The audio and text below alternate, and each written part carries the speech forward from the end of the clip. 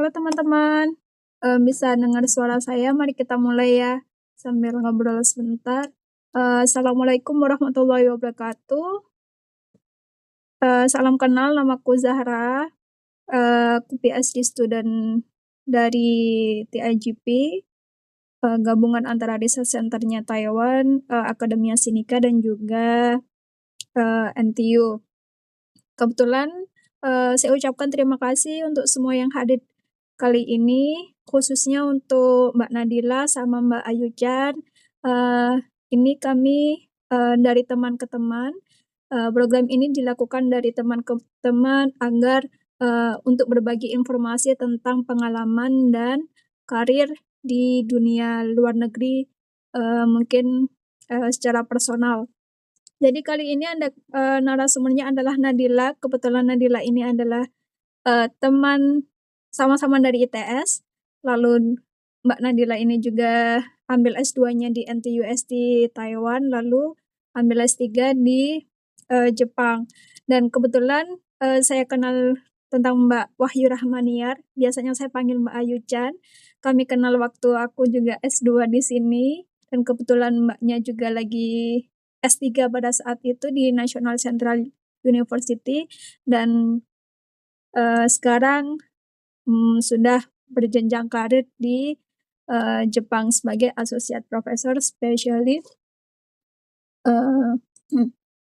appointed di Institute of Science Tokyo. Nah, untuk pembicara pertama, Nadila. Halo Nadila, bisa dengar aku? Halo Mbak, suaranya kedengeran nggak? Ya, kedengeran. Oke, mungkin untuk yang pertama, narasumber pertama ini, Mbak Nadila, ini akan sharing tentang pengalamannya sebagai PhD student di Jepang. Nah, untuk tempat dan waktunya saya persilahkan. Terima kasih. Oke Mbak, sebentar ya, coba share screen. Apakah udah kelihatan Mbak screen-nya? Belum, tunggu sebentar. Ya, sudah.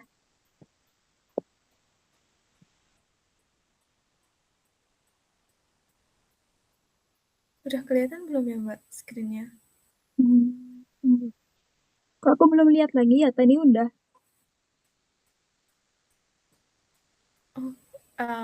Ini aku matiin video aja kali ya, biar nggak begitu berat. Boleh. Oke.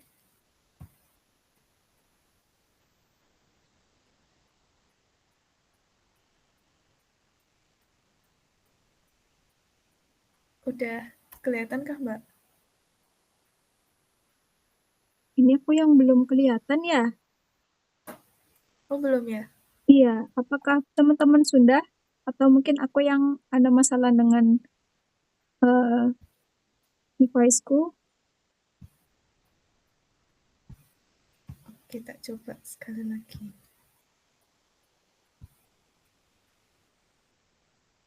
Nah, ini baru sudah. Oke.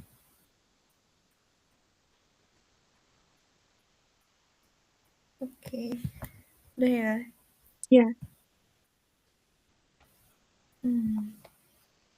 Iya, terima kasih sebelumnya Mbak Zahra atas undangannya buat sharing. Ini mungkin sebentar saja sharing pengalaman pribadiku gimana cara mendapatkan beasiswa lanjut dari S2 ke S3 di Jepang. Kebetulan sekarang saya studi doktoral di Kyoto University dan dapat sponsorship beasiswa Max U2U atau University Recommendations. Awalnya kenapa sih saya milih studi di luar negeri, karena sebelumnya saat S2 pernah studi di Taiwan, itu membuat pengalaman yang cukup menarik dan menurut saya banyak benefit ketika kita studi di luar negeri. Salah satunya atau yang paling utama itu world class education, jadi dapat fasilitas penelitian, terus juga kolega-koleganya juga, kualitasnya cukup, bagus gitu dan dapat bimbingan langsung dari profesor yang memang, berkiprah di bidangnya dan punya prestasi-prestasi yang cukup, berkontribusi gitu di masyarakat. Selain itu, selain terkait edukasi juga belajar gimana sih cara adaptasi di lingkungan yang baru, eee, budaya yang baru, bahasa yang baru, dan, semuanya itu baru. Jadi, gimana cara kita, meng-improve diri kita sendiri di lingkungan yang baru, bisa nggak kita adaptasi di, eee lingkungan yang seperti itu. Selain itu juga, membangun pertemanan dan juga, kekeluargaan sama orang baru juga. Meskipun kita jauh dari keluarga, yang ada di Indonesia, kita akan menemukan atau bertemu dengan orang-orang yang baru, entah itu orang Indonesia yang tinggal di luar negeri atau orang, eee, luar negeri lain yang tinggal di negara yang kita tinggali. Dan itu sangat bermanfaat untuk mendukung kehidupan kita selama kita jadi foreign student. Dan, yang lain itu personal growth karena ya ketika saya tinggal di luar negeri, saya ngerasa saya bisa mengeksplor, passion-ku dan juga eee, bisa menggali apa sih, tujuan atau mendiscover, diri sendiri gitu. Bisa lebih percaya diri, bisa lebih mandiri, dan juga bisa, menentukan tujuan yang sebenarnya apa yang mau dicari di, eee eee, hidup ke depannya gitu. Ini perkenalan singkat terkait Kyoto University. Kyoto itu ranking 57 globally dan, nomor 2 di Jepang. Lokasinya di Kyoto, Jepang, dan cukup, tua, yaitu dibangun di tahun 1897 dan, apa ya, terkenal sebagai salah satu perguruan tinggi yang menerima, Nobel gitu. Para penelitinya atau researchers-nya ada yang awarded as a Nobel's, awardee. Dan tahun ini kebetulan juga dapat, Nobel, di bidang medicine. Dan apa saja scholarship yang bisa didapatkan atau bisa diperoleh dari, mahasiswa internasional yang tinggal di Jepang atau mau sekolah di Jepang. Di sini ada 3 kategori. Yang pertama itu kampus base. Kampus base tuh mungkin sama seperti yang waktu di Taiwan tuh ada, jadi kayak ada universitas atau kampus tertentu yang membuka beasiswa untuk mahasiswa internasional, seperti itu. Jadi funding-nya ini dari kampus itu sendiri, kayak Spring CMT, Joint PhD, atau JASO Sasakawa Scholarship, Research Assistant atau Teaching Assistant, dan lain sebagainya. Ada juga yang, regional atau prefectural. Jadi, eee, beasiswa ini diberikan oleh pemerintah daerah di Jepang untuk mahasiswa Jepang ataupun mahasiswa internasional juga yang sekolah di, prefektur tersebut atau di, area, pemerintahan daerah tersebut gitu. Dan selanjutnya itu eksternal, bisa dari pemerintah atau bisa dari company. Yang dari pemerintah mungkin, dari pemerintah Jepang sendiri kayak MEX atau JASO, atau dari pemerintah luar LPDP, beasiswa unggulan dan lain sebagainya, dan juga ada beberapa beasiswa yang, disediakan dari company. Jadi, selama saya jadi mahasiswa itu sering sekali ada email masuk terkait beasiswa yang dibuka oleh private foundations atau company, ke, email mahasiswa. Dan ini, cukup menarik ya, yang dulu ketika waktu S1 maupun S2, beasiswa ini tuh kita yang harus cari-cari sendiri waktu pengalaman di kampus yang saya datangi itu, saya harus cari-cari sendiri info beasiswa ini. Tapi ketika di sini, ternyata, beasiswa ini tuh banyak sekali, bahkan masuk ke email tuh hampir, ya tiap minggu ada email dari foundation mana gitu. bisa di-apply juga. Cuma, beberapa limitasinya adalah, ketika kita sudah menerima beasiswa dari pemerintah atau beasiswa yang nominalnya cukup besar, itu kita nggak bisa double funding sama beberapa beasiswa yang dari company atau foundations. Dan ini ada beberapa other scholarship, Asian Development Bank, JASO, sama Max Scholarships. Kebetulan, saya dapatnya yang Max Scholarship. Nah, Max Scholarship itu sendiri itu ada 2 jenis atau 2 jalur cara mendapatkannya. Yang pertama itu, rekomendasi dari kedutaan atau pemerintah negara asalnya, yang kedua itu, rekomendasi dari, kampusnya. Nah, embassy recommendations ini tergantung negaranya. Ada beberapa list negara, yang, bisa menerima Max Scholarship ini. Ada list-nya bisa dilihat di link yang, saya berikan di, PowerPoint ini.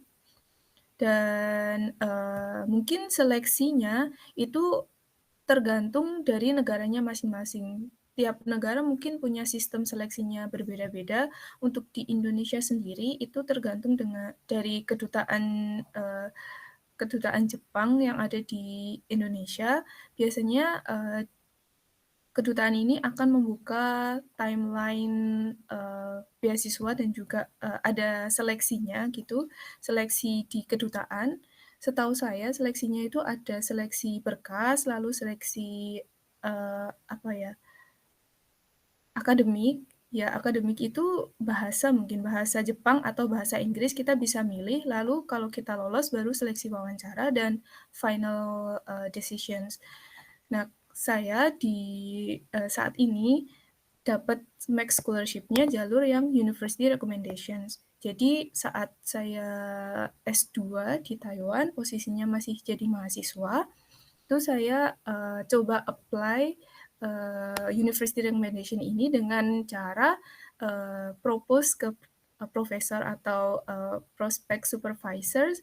Jadi aku kirim email ke profesornya dan, nanyain apakah, saya bisa untuk jadi mahasiswanya dan apakah ada peluang untuk mendapatkan beasiswanya.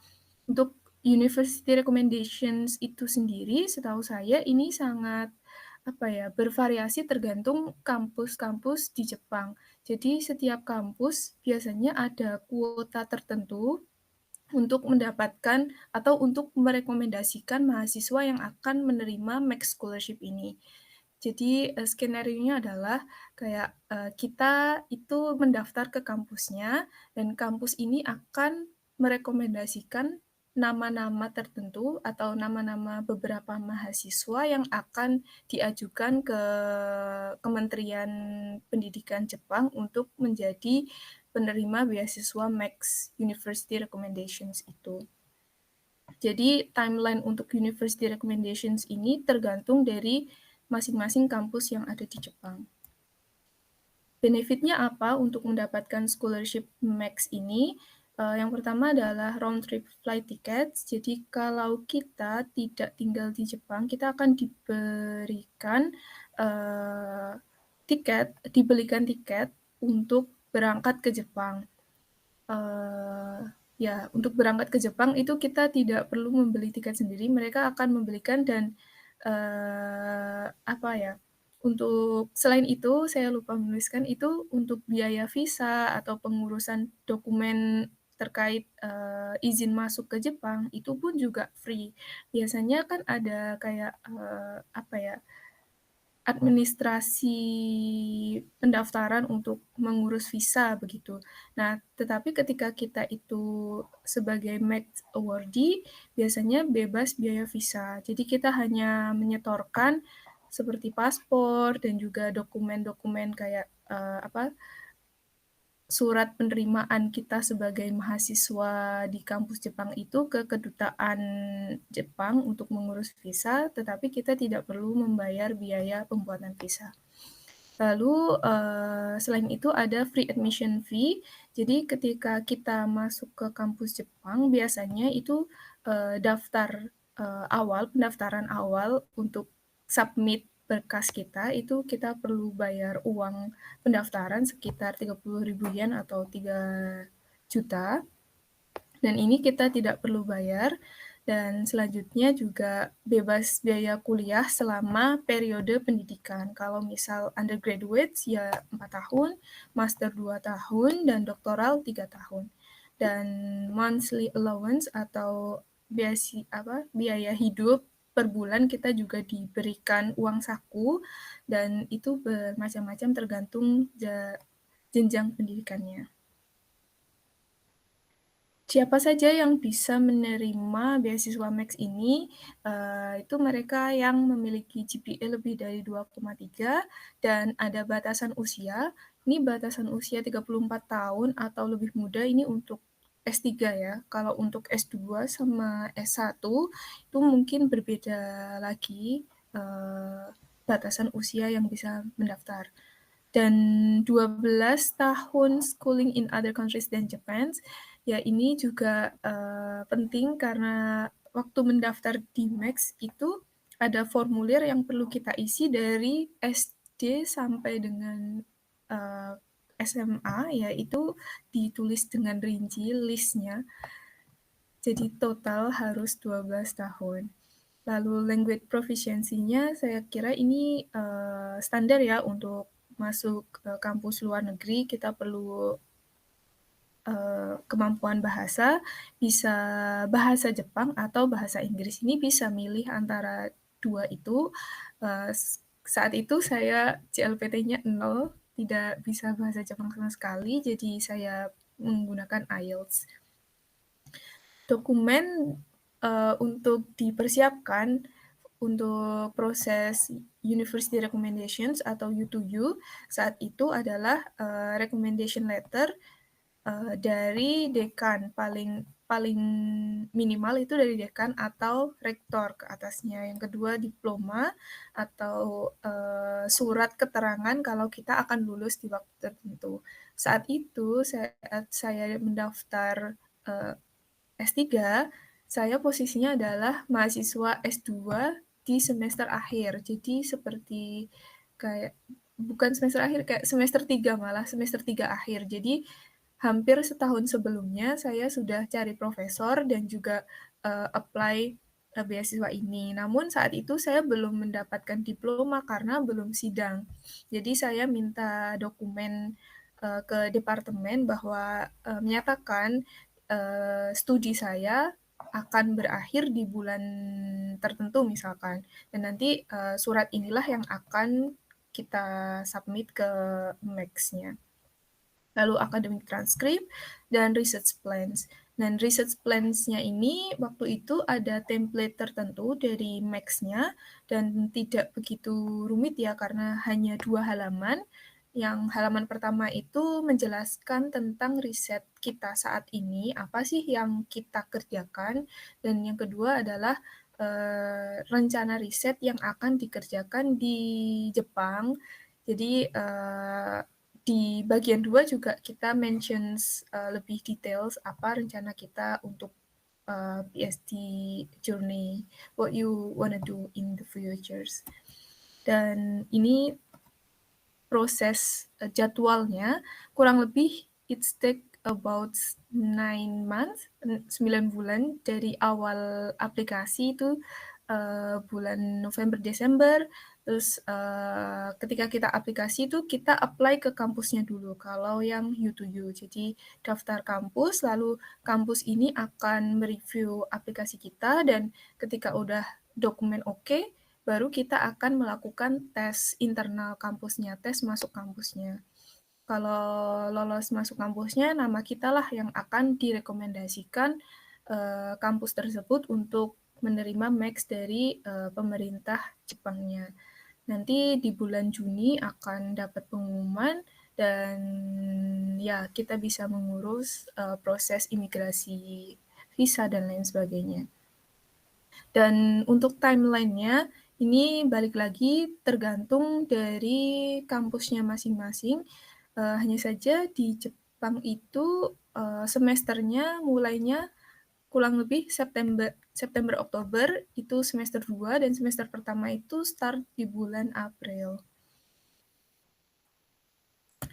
Untuk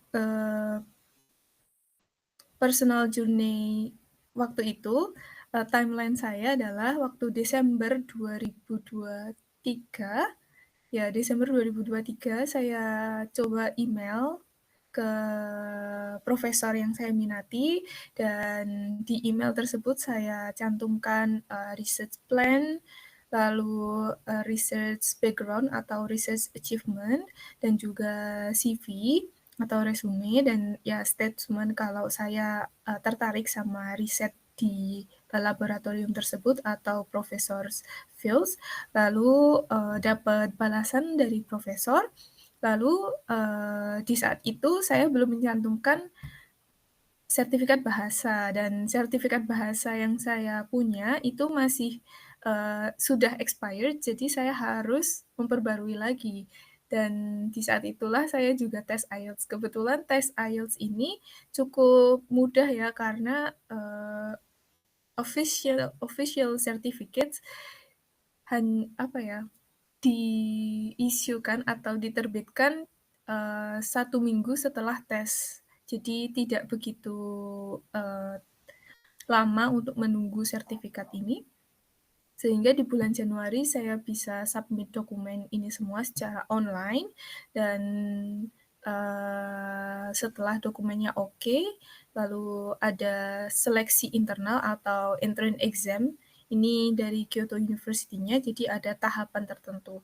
Nah, untuk S3 ini, sistem entrance exam-nya itu mungkin berbeda dengan S2 sama S1. Kalau S1 sama S2 setahu saya itu bakal ada entrance exam yang, apa ya, tulis gitu. Jadi kayak, materi dasar yang harus, dijalani atau tes tulis tentang materi-materi dasar. Sedangkan untuk yang S3 ada juga, tes ini, cuma tidak sebegitu concern ke tes tulisnya, tapi lebih ke riset plan sama, background research yang sudah kita jalani.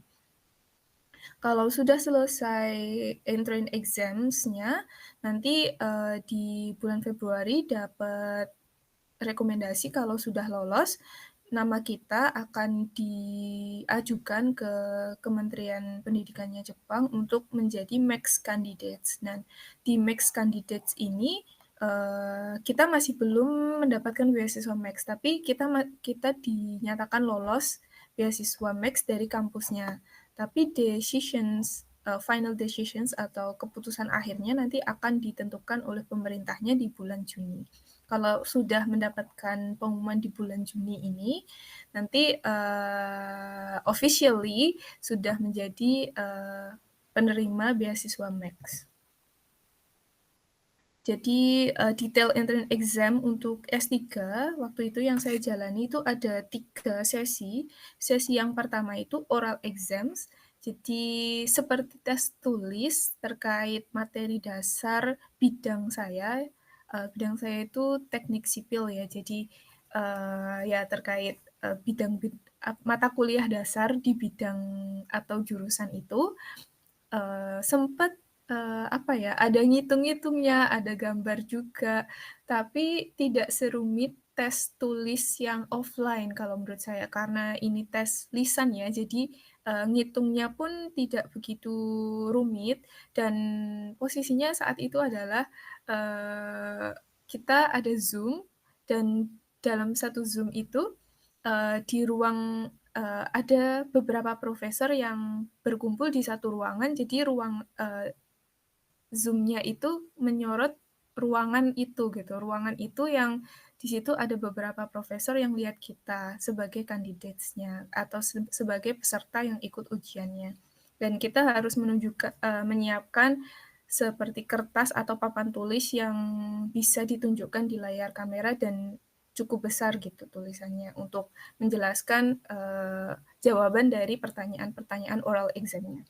Lalu yang kedua itu presentasi dari riset kita, dan, riset ini, bebas, kayak kita hanya menyiapkan PPT terkait background riset kita, dan kita submit file ini, dan di saat setelah itu kita present ke profesor, menjelaskan seperti, presentasi oral defense gitu, tapi singkat hanya 20 menit. Dan yang terakhir itu discussion selama 20 menit, apa yang kita mau lakukan dan juga, eee, diskusi terkait, dasar-dasar dari presentasi yang kita berikan. Kan misal presentasi yang kita, bicarakan sebelumnya kan lebih banyak ke hasilnya, mungkin profesor akan menanyakan, dasar teori apa yang kamu pakai buat riset kamu gitu di, area discussions ini. Dan ini student life abroad, ya so far it's really nice. Jadi saya merasa di Kyoto ini cukup, apa ya, tenang dan indah sekali, lingkungannya. Jadi, apa ya, 4 musim berbeda-beda vibes-nya dan juga, Kyoto tuh, kebetulan kampus saya itu ada di yang pucuk bukit, jadi, nggak begitu ramai dan asri sekali, sehingga, meskipun stres gitu, awal-awal saya sangat nyaman dan bahkan sekarang juga masih nyaman. Itu, stres riset sekali kayak, apa ya, banyak banyak pressure atau banyak kegiatan gitu di dalam lab, tapi ketika kita keluar dari ruangan lab itu, alamnya tuh bagus dan juga damai gitu. Untuk kantinnya atau makanan sehari-hari ada kafetaria dan gambar ini tuh sesuai apa ya, salah satu contohnya. Jadi, di sini makanannya itu terpisah-pisah gitu. Jadi kita bisa milih satu tidak set tapi, satu porsi. Misal nasinya seberapa, lalu nanti, lauknya dan juga sayurnya dan lain sebagainya, itu kita bisa milih sendiri, sesuai apa yang kita mau. Dan ini foto saya mengambil, eee, kelas bahasa Jepang bersama mahasiswa internasional lain, karena saya pribadi merasa Jepang ini kurang begitu internasional, karena banyak sekali dokumen, bahkan di dalam kampus atau dokumen di, apa ya, imigrasi pemerintah daerahnya yang full bahasa Jepang, jadi untuk kita agak susah di awal dan ngurus, buka rekening bank, ngurus kartu kependudukan, itu juga cukup susah karena beberapa orang cukup belum familiar dengan bahasa Inggris.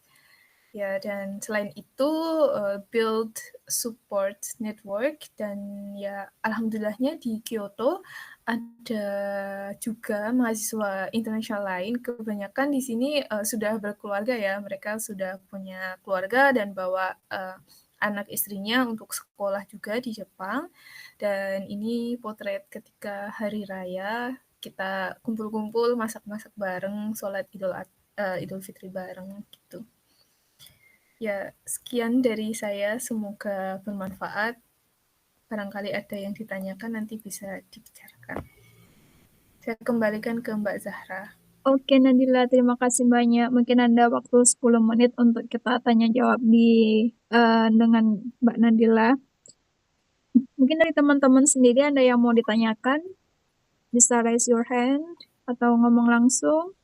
It's okay.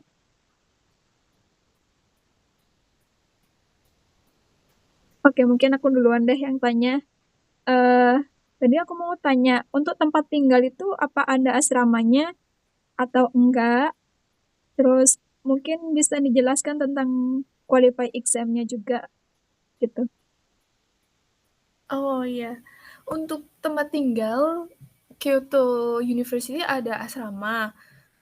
Hanya saja asramanya itu sistemnya adalah lotre. Jadi, tidak semua mahasiswa bisa tinggal di asrama. Asramanya itu harganya ya dibanding tinggal di luar, sewa kos-kosan begitu di luar itu lebih murah. Hanya saja karena di Jepang ini satu ruangan asrama itu hanya untuk 1 orang biasanya, kecuali untuk family. Jadi, jumlah unitnya itu terbatas. Waktu itu saya jadi mahasiswa baru juga berusaha apply, akan tetapi nggak dapet nih, lotre buat kuota masuk asramanya.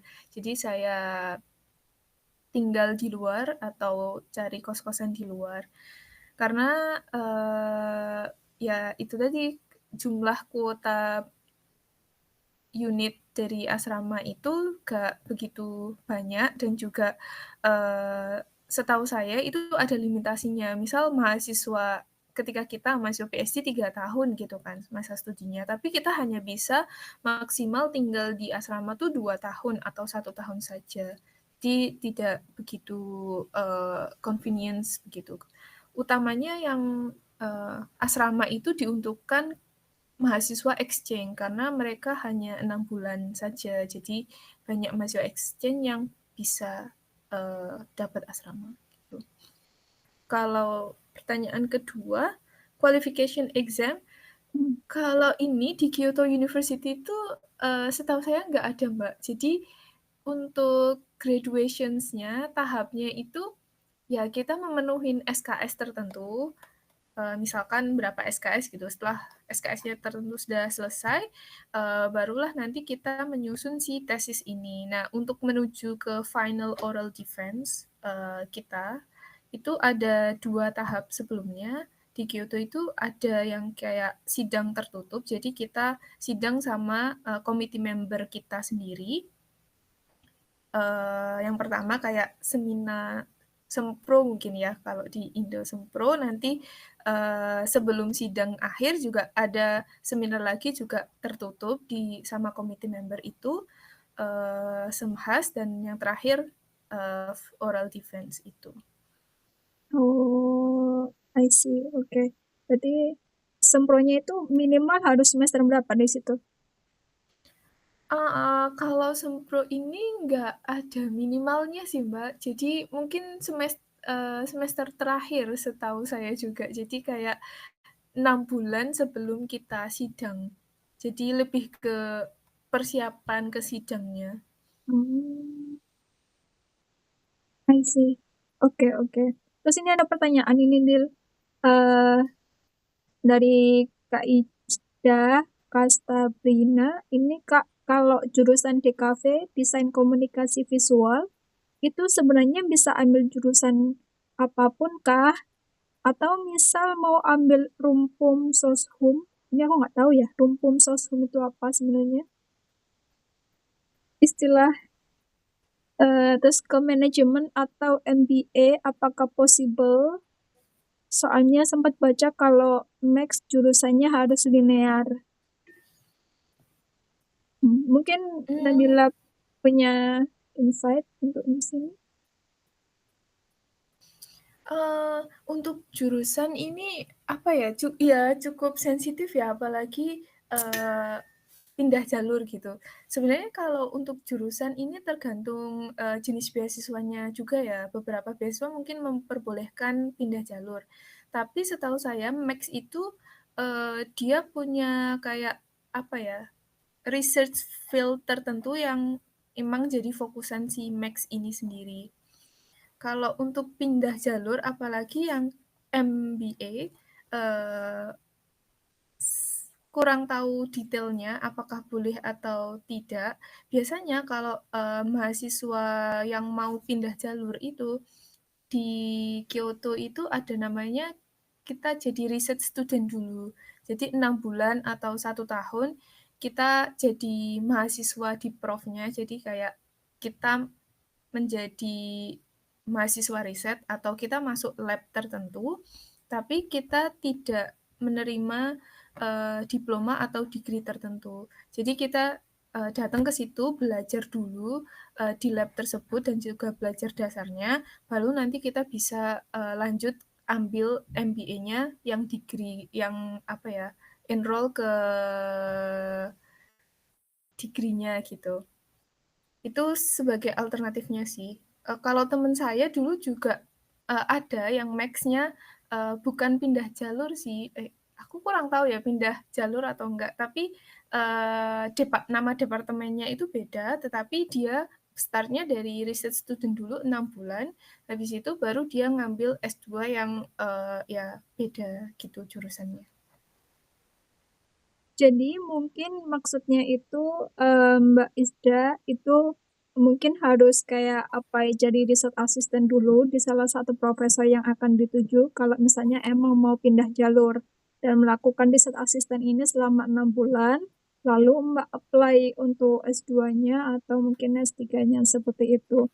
Apakah bisa diterima atau mungkin ada pertanyaan dari Mbak Isda?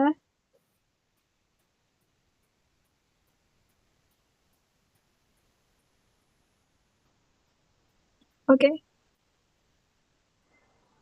Oh, ini oh ya, tunggu sebentar. Ini cari profesornya gimana, Kak? Gitu. Oh, iya, untuk cari profesornya, ya ini apa ya, kita juga harus rajin-rajin ini ya, search sama bidang minat kita, sama apa ya, email, profesor yang kita mau tuju gitu.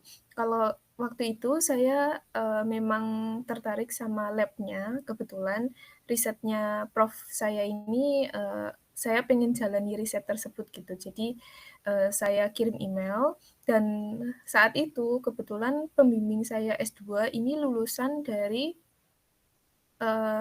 Kyoto University juga. Jadi, sempat ada apa ya, ya pernah di Kyoto gitu. Jadi saya bisa bertanya-tanya terkait, eee, gimana sih pendidikan di sana gitu ke prof saya waktu S2.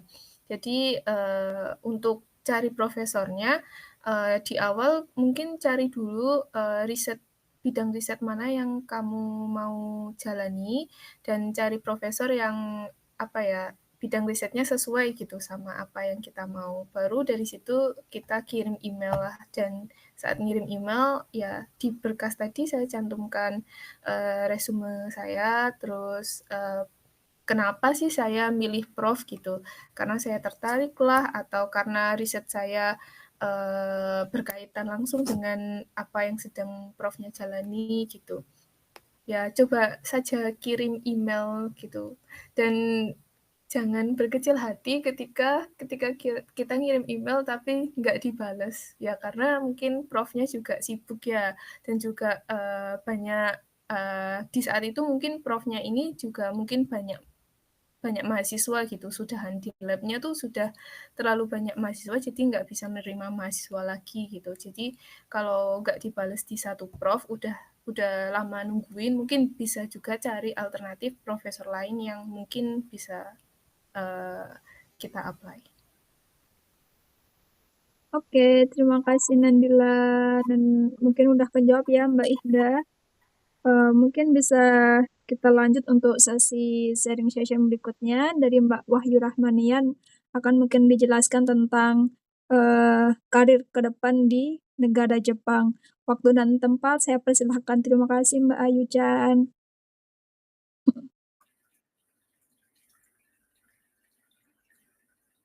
Oke, Assalamualaikum warahmatullahi wabarakatuh. Saya mau Waalaikumsalam.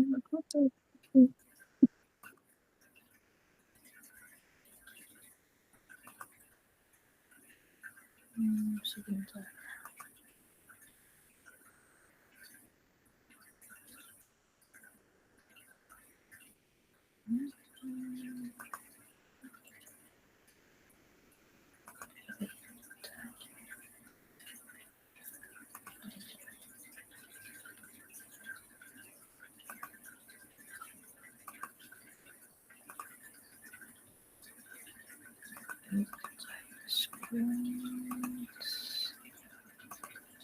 Oke, bisa dilihat screen-nya?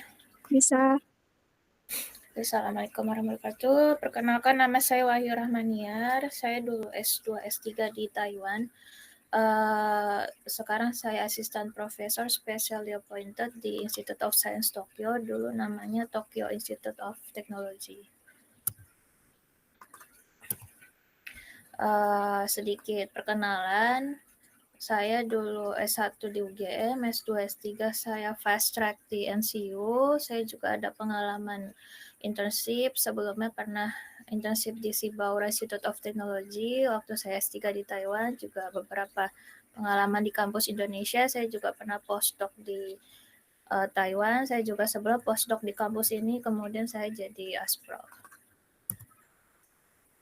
Riset saya waktu S1, S2 sebenarnya lebih ke arah robotik.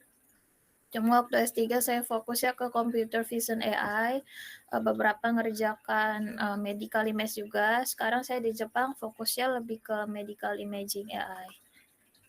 Dan ini perkenalan kampus saya, dulu namanya Tokyo Institute of Technology, terus sekarang ganti nama jadi Institute of Science Tokyo karena merging sama Tokyo Medical and Dental University, salah satu kampus top di Jepang. Menurut Times Higher Education nomor 2 menurut di Jepang, menurut QS ini 85 rankingnya sedunia. Terus jadi kalau misalnya teman-teman mau kerja di Jepang, bentar ya, ini oh kenapa jadi gini? Ini apa kelihatan? Kelihatan, Mbak. Iya, jelas Mbak sekarang Mbak. Waduh. Ini gimana? Di sini saya hilang ininya, apa namanya? Hilang apa? Oh ini. Ya ampun. Bentar ya, bentar. Iya. Jadi gini ya.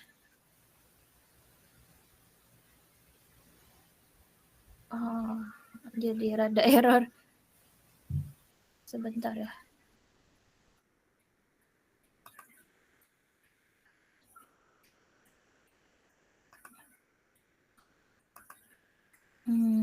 Entire screen share. Oke. Oke, begini ya. Kelihatan kah? Kelihatan. Terlihat Mbak.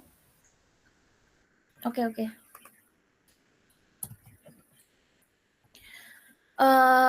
Jadi kalau misalnya teman-teman mau kerja di Jepang, ada website namanya GREC In. Nah, di situ ada beberapa dari lowongan di kampus sampai lowongan di perusahaan, tapi fokusnya ke research engineer atau profesional atau profesor position kayak gitu ya. Terus yang pasti teman-teman itu harus punya profile yang sesuai dengan apa yang dicari. Misalnya kadang tuh rada tricky ya. Misal bidang saya nih AI gitu. AI itu kan banyak. Misalnya computer vision pun banyak gitu. Ngerjakan misalnya ada spesifiknya ke arah A, ke arah B, ke arah C gitu kan. Kadang tuh mirip-mirip, tapi ya kita coba aja gitu. Dulu saya juga gitu, ya mungkin masuk gitu ya, cuma ya tetap aja biasanya dicari itu lebih spesifik kayak gitu. Terus harus dilihat juga, jadi syaratnya misalnya lulusan pasti misalnya S2 jurusan apa gitu, atau S3 jurusan apa, atau risetnya apa. Sama yang pasti itu kan karena apa, kita berkompetisi nggak cuma sama orang yang di Jepang gitu kan, karena GREC ini websitenya juga internasional, jadi siapapun bisa akses ke sini seluruh dunia. Jadi pastikan teman-teman itu punya profil yang bagus kayak gitu. Ya misalnya kalau bidang saya itu biasanya paper itu IEEE gitu kan. Terus biasanya kalau misal mau jadi ini ketutup sama ini ya. Misal teman-teman mau jadi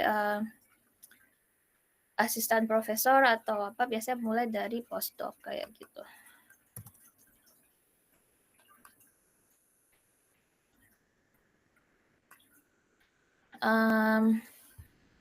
Ya di sini saya tahu GREC ya yang salah satu website yang besarnya yang, selain itu apa ya, paling ada beberapa website yang menawarkan kayak startup gitu atau, langsung ke website kampusnya mungkin bisa kayak Halo gitu. Prapti.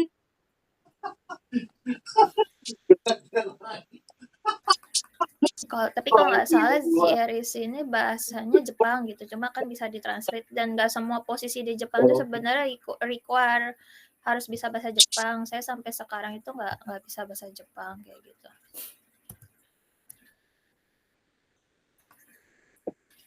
Nah, terus ya kalau misalnya teman-teman bidangnya apa gitu, kalau bisa publish di jurnal yang top atau misalnya yang standar apa ya, Elsevier, Springer kayak gitu. Nah, jadi kayak itu udah ada tabungan bagus gitu ya atau kalau konferensi kurang ya, kurang. Jadi kecuali yang conference top banget gitu ya. Terus kalau punya international experience juga diutamakan. Tapi kadang memang Jepangnya rada ini ya. Biasanya mereka tuh prefer orang yang lulusan Jepang juga atau biasanya tuh profesor itu udah punya kandidat misalnya dari profesor lain gitu. Jadi mereka tuh kadang tuh kalau saya lihat ya misalnya mungkin secara profil itu tidak lebih bagus dari kita, cuma mungkin karena udah tahu dulu dia bimbingan siapa di kampus mana, jadi kan udah ngelihat kinerjanya kayak gitu ya. Kadang orang Jepang milih yang kayak gitu. Jadi kayak untung-untungan sih kalau misal kita dari luar Jepang ya. Terus kalau postdoc juga biasanya 1 sampai 3 tahun, tapi bisa diperpanjang tergantung performance sama fundingnya. Terus habis itu asisten profesor juga tipenya ada 2. Kayak saya specially appointed itu lebih ke research, sama tenure track position tuh biasa lebih ke lecture. Cuma sekarang tuh Jepang udah jarang yang tenure track ya, biasa lebih ke full professor dan tenure track gitu.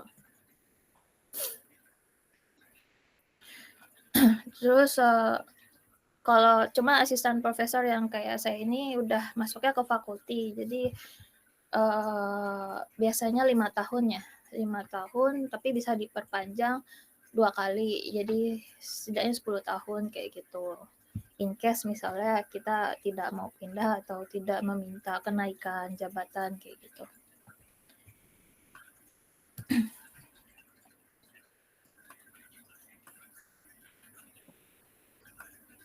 Bisa begini.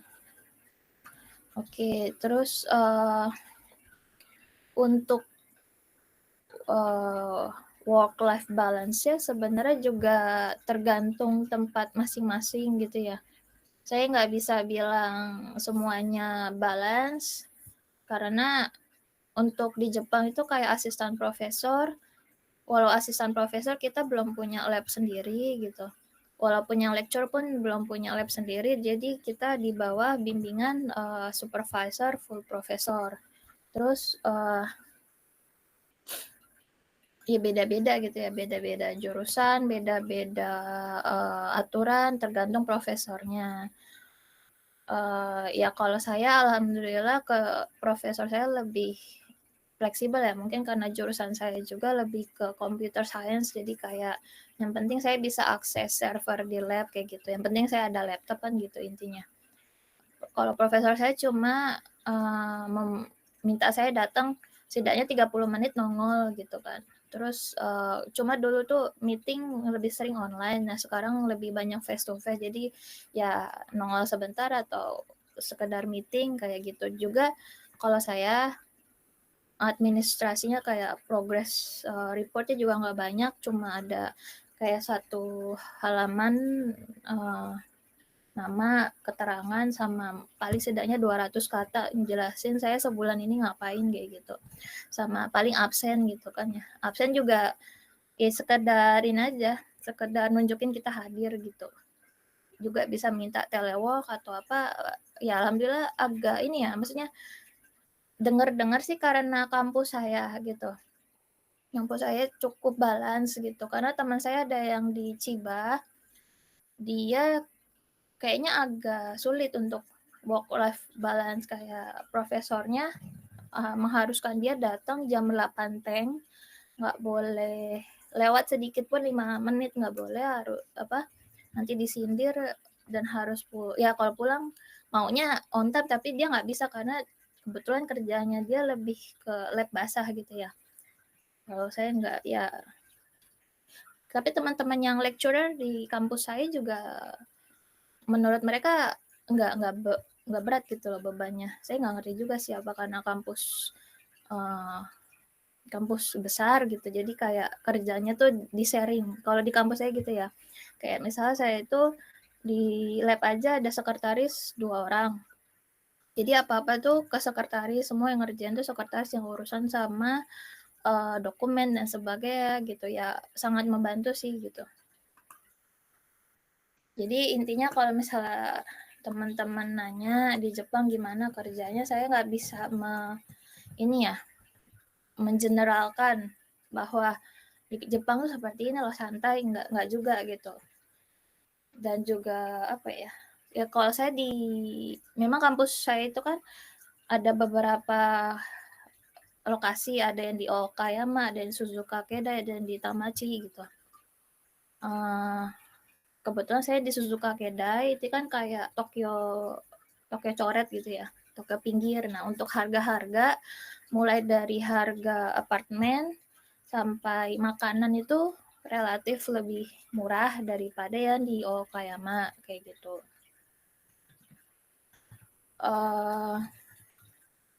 Untuk saya juga, misalnya kita mau jadi postdoc atau asisten profesor, kita kan pasti dituntut untuk research. Nah, itu juga beda-beda ya, beda-beda profesor, beda-beda jurusan, pasti beda-beda. Kalau profesor saya itu yang penting saya punya progres gitu. Yang penting saya ngerjakan bidang medical imaging. Yang penting saya publikasi, entah conference, entah jurnal, itu pun tidak ada tuntutan. Misalnya setahun saya harus 1 conference atau harus 1 jurnal, itu tidak ada. Cuma ya kita tahu diri aja, karena tanpa diminta kan pasti kita nunjukin effort kerja gitu kan. Sama untuk profil kita sendiri ya, karena kalau kita stuck, kita nggak ada kenaikan profil, mau ke jenjang selanjutnya itu akan sulit. Terus sama yang pasti kita nge-guide master dan PhD student.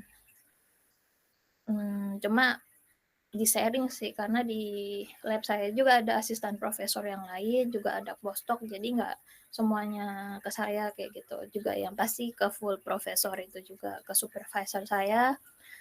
Ya standar aja sih kerjaannya, sama kalau misalnya bocah mau publikasi gitu ya, mau review papernya atau tesisnya kayak gitu, nggak berat sih menurut saya, masih oke lah. Terus juga untuk daftar kita ya expect jangan mungkin expect nggak langsung keterima gitu, karena saya pun sebelumnya udah coba banyak, mungkin 10 lebih ya, belasan mungkin sebelumnya. Ya mungkin salah satu alasannya karena saya dari luar Jepang gitu. Yang pasti biasanya ada 3-6 bulan percobaan kayak gitu. Sama pastikan teman-teman itu punya setidaknya 1 publikasi yang bagus. Terus ya sebelumnya saya pun pernah interview di Tokyo University di mana tuh ya? Saya lupa. Toyohashi tuh, sama Ritsumeikan. Oh, saya sebelumnya sebenarnya keterima di Ritsumeikan juga. Cuma kan kalau kita ngelihat ranking gitu ya, Tokyo Tech ini kan lebih tinggi rankingnya, jadi saya milih Tokyo Tech. Kalau prosesnya untuk postdoc sendiri, kita cuma ke full profesor sama ke asprof yang di lab waktu itu kalau saya. Intinya cuma sama inilah orang lab gitu, presentasi riset-riset saya, paper-paper saya biasa diminta 2 atau 3 gitu kan, terus ditanya jawab, terus nanti dia ngasih persoalan kalau ada hal begini bagaimana gitu. Misalnya riset lab begini, kamu idenya bagaimana ya gitu sih, tergantung sih beda-beda ya. Cuma kalau untuk jadi asisten profesor, kita bersama komite. Jadi kalau saya waktu itu ada dua orang komite, terus jadi keputusan nggak cuma di tangan profesor. Jadi kalau misal postdoc itu keputusan 100% tangan profesor, profesor oke ya udah keterima. Cuma kalau asisten profesor ada 2 atau 3 komite lain, profesor lain. Jadi kalau salah satu nggak nerima ya kita nggak keterima, biasanya gitu. Makanya waktu itu saya tuh sebenarnya pas daftar ini lowongannya asisten profesor specially appointed. Cuma apa namanya, profesor saya bilang kalau kamu asisten profesor nanti kan sama komite, sedangkan kamu dari luar Jepang gitu. Saya takutnya mereka kurang suka atau mereka kurang setuju. Jadi lebih baik kamu postdoc dulu di sini 6 bulan nanti baru jadi asisten profesor gitu. Ya saya oke sih, saya terima daripada karena udah ngalamin ya sebelumnya, daripada saya di-reject gitu kan. Karena udah ngalamin waktu di Toyohashi, saya itu bersama 3 komite. Jadi yang satu tuh nolak saya. Ya alasannya salah satu saya di luar Jepang dan saya nggak bisa bahasa Jepang gitu kan. Walaupun sebenarnya saya ada kesempatan buat belajar gitu. Ya itu, jadi reject, totally reject gitu. Nah, jadi saya pengalaman dari situ daripada saya di reject begitu aja, saya oke lah postdoc dulu, yang penting keterima dulu. Jadi ya gitu deh prosesnya. Nah, oke, jadi teman-teman yang mau kerja di Jepang bisa mulai dari pencarian, terutama di website ini, GRSI. Terus yang pasti harus ada publikasi yang bagus dan jangan menyerah gitu, coba aja terus. Cuma jangan ini ya, misalnya apply terus di reject, terus ya harus berpikir gitu, kira-kira di reject itu kenapa gitu, apakah ketika interview jawaban saya kurang bagus, ataukah ketika CV saya kurang bagus, atau saya belum ada publikasi yang bagus gitu kan. Kalau misalnya dengan situasi yang sama kita maksa ya udah pasti jawabannya sama gitu, nggak keterima. Karena saya waktu itu juga gitu, saya nyoba beberapa kali di reject, saya berpikir gitu, apa penyebabnya saya di reject ya? Mungkin publikasi saya kurang. Jadi waktu itu saya stop dulu, saya waktu itu pilih postdoc di Taiwan. Ya selama postdoc di Taiwan itu saya meningkatkan publikasi kayak gitu. Terus ya yang pasti apa ya, karena kita dari luar Jepang gitu kan, teman-teman yang sana dari luar Jepang, chance-nya lebih kecil daripada teman-teman yang ada di Jepang. Jadi ya harus ini, harus apa ya, harus tetap mencoba kayak gitulah. Terus secara apa ya, orang-orangnya juga mungkin beda-beda ya. Cuma overall teman-teman saya di lab, misal profesor saya kebetulan dia lulusan Amerika, sama dia juga lama di USA, jadi untuk bahasa Inggris tidak masalah. Tapi memang ada beberapa profesor mungkin yang bahasa Inggris pun kurang bagus, dan kebetulan di lab saya banyak anak internasionalnya dari Cina, jadi ya totally ngomong Inggris gitu. Jadi jarang banget kita tuh ngomong bahasa Jepang, dan bahkan meeting pun ngomongnya bahasa Inggris. Cuma ya sekali lagi ini nggak bisa dijadiin patokan karena pasti beda-beda gitu. Ya cukup sekian. Gimana?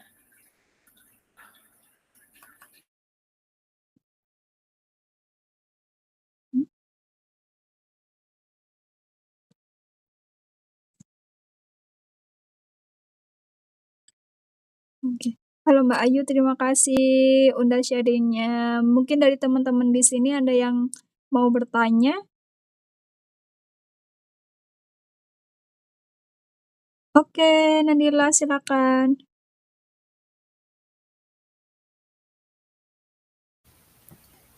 Ya, makasih Mbak kesempatannya sama presentasinya. Izin bertanya Mbak, tadi terkait postdoctoral dan juga asisten profesor positions. Itu kira-kira dokumennya apa aja ya Mbak yang dipersiapkan? Apakah seperti kayak riset proposal gitu atau rekomendasi dari supervisor kita atau bagaimana Mbak? Untuk posisi apa? Asisten profesor? Ya, postdoc dulu mungkin Mbak. Kalau postdoc itu nggak ada riset proposal sih. Cuma minta CV, paper, biasa paper 2 atau 3, terus riset summary gitu kan. Udah, terus pas kita interview ya kita jelasin riset kita gitu. Nggak ada riset proposal sih. Mungkin beberapa ada sih kalau saya beda-beda gitu ya. Ada yang minta research proposal, jadi tapi paling cuma 1-2 halaman, tapi itu pun belum tentu itu hal yang bakal kita kerjain ya. Mungkin itu kayak ide apa setidaknya kita tahu kita punya gambaran bakal ngapain gitu. Oh, jadi lebih ke track record kita sama apa yang kita produksi sebelumnya kayak paper gitu ya Mbak? Ya, biasanya kan kadang gini ya, rada tricky gitu ya. Misalnya kelihatan kita paham apa yang dikerjakan di lab, tapi ternyata tuh beda gitu kan. Oh, dulu ngerjain ini, yang di lab mintanya ini, mungkin lebih ke arah sana sih. Melihat ini nyambung nggak ya kayak gitu. Dan cara mungkin dites juga dilihat seberapa pahamnya sama bidang kita gitu sih. Kalau rekomendasi gitu ada nggak Mbak? Atau hanya dari kita sendiri?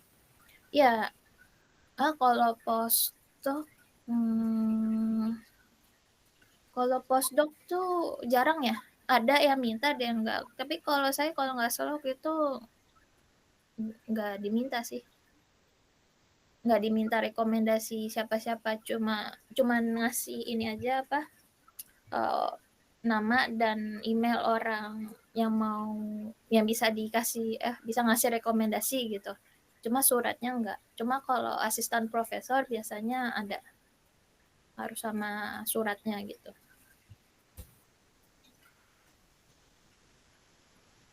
Oh iya, jadi Mbak kemarin apply-nya yang di GREC ini tuh ya Mbak ya?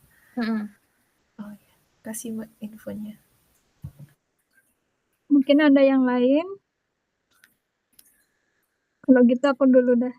Mbak, aku tuh ada pertanyaan. Tadi kan kalau bisa postdoktoral dulu sebelum jadi associate professor itu. Nah, kira-kira apakah harus ada kelinearan dari bidang kita yang dari misalnya dari S3 postdoktoralnya bidangnya misalnya kalau aku geofisika tentang seismik nanti kalau postdocnya harus tentang seismik juga atau aku bisa untuk merambah ke yang lain dan aku dari bicaranya Mbak tadi aku paper itu sangat penting sekali ya berarti.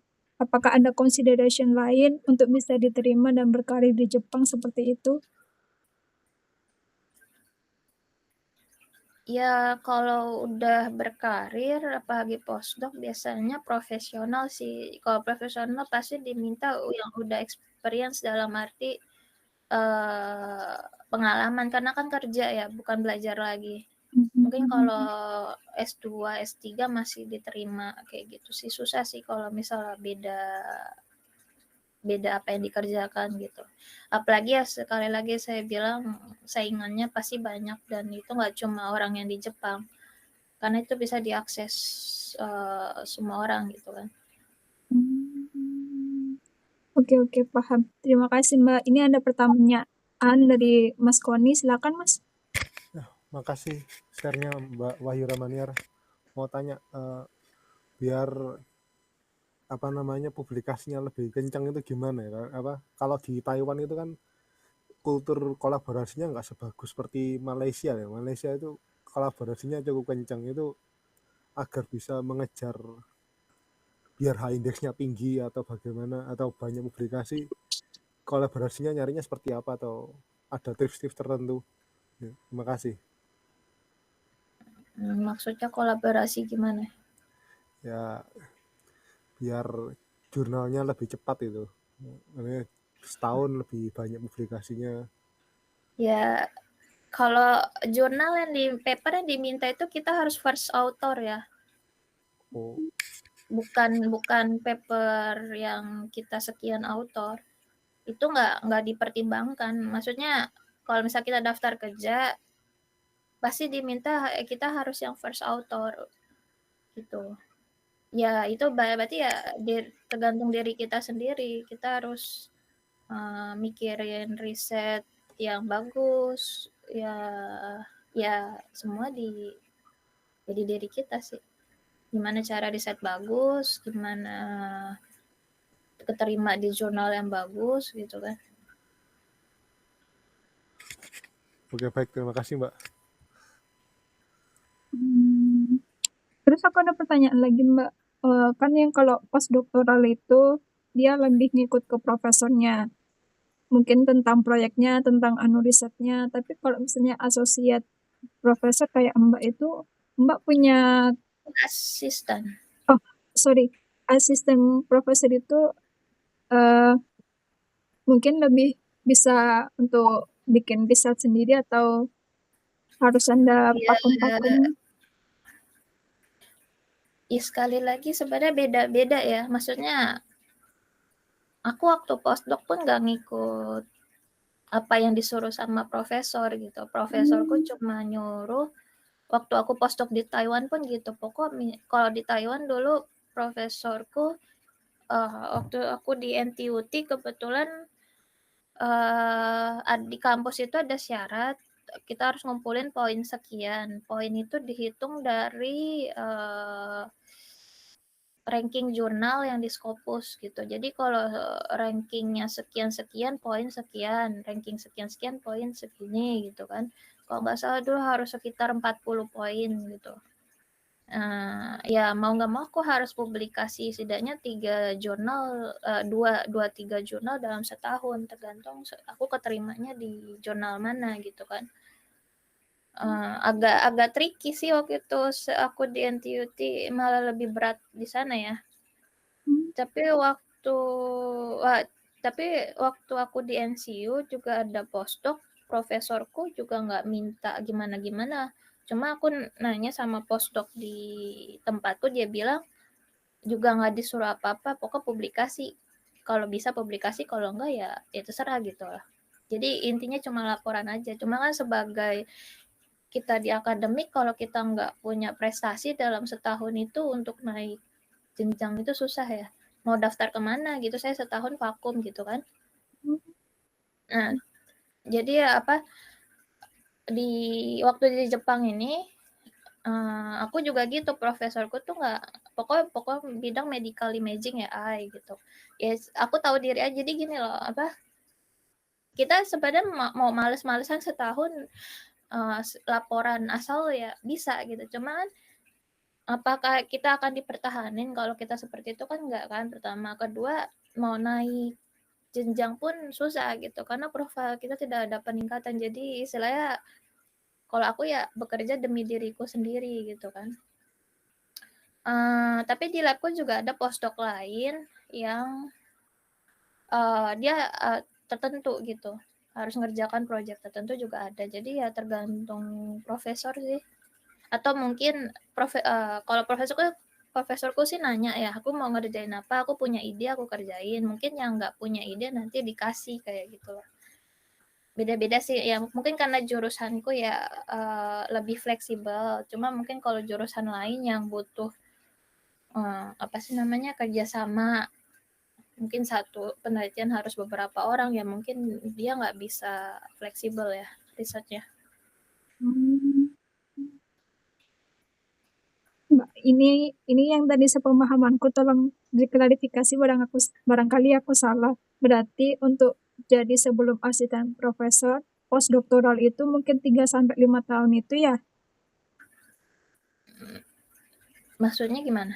Untuk bisa mendapatkan kayak gelar asisten profesor yang kayak Mbak itu, kita di Jepang harus postdoktoral dulu dan selama itu harus publikasi mungkin 2-3. Apakah Maksudnya? begitu?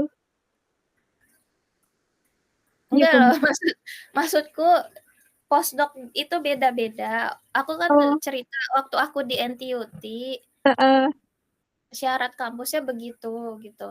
tapi Aku harus kalau di Jepang, mengumpulkan poin tertentu dalam setahun. mm-mm. Sehingga poin itu ditentukan berdasarkan ranking jurnal di Scopus.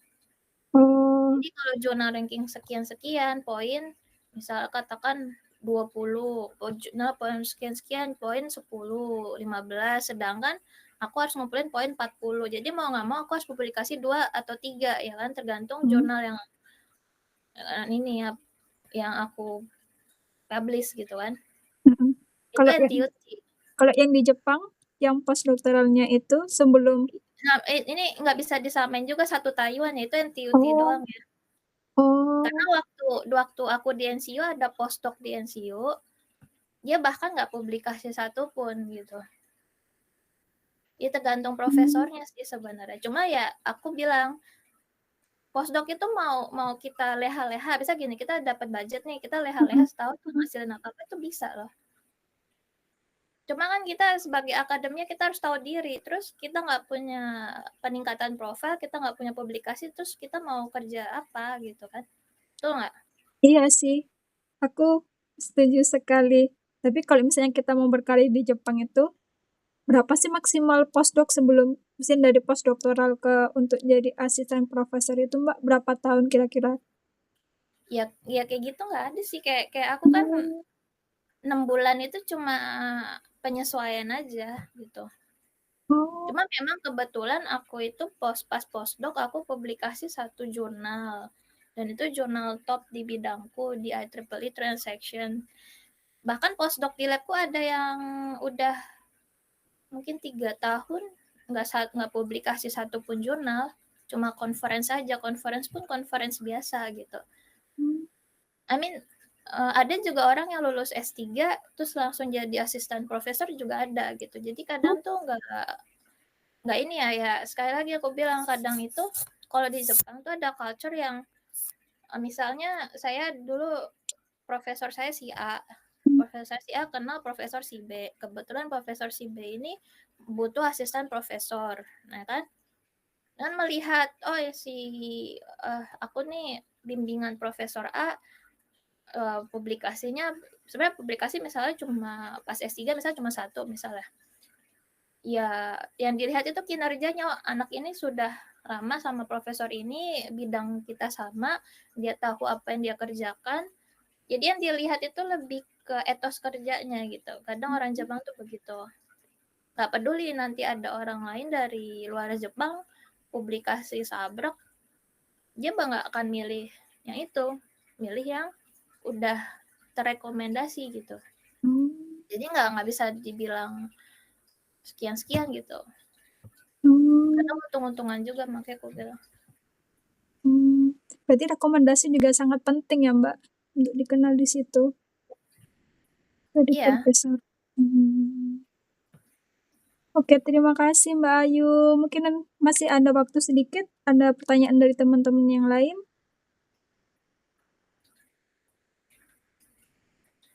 Oke, Mbak Ayu nanti boleh dibagi PowerPoint-nya kah? Dan Mbak Nadira juga. Boleh. Oke, terima kasih untuk hari ini. Terima kasih Mbak Nadira, terima kasih Mbak Ayu Chan sudah menyempatkan waktu dan berbagi informasi sungguh sangat keren sekali ya.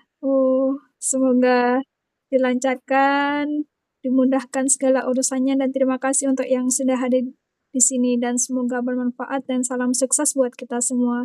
Saya akhiri sampai sini. Mohon maaf apabila salah kata. Assalamualaikum warahmatullahi wabarakatuh.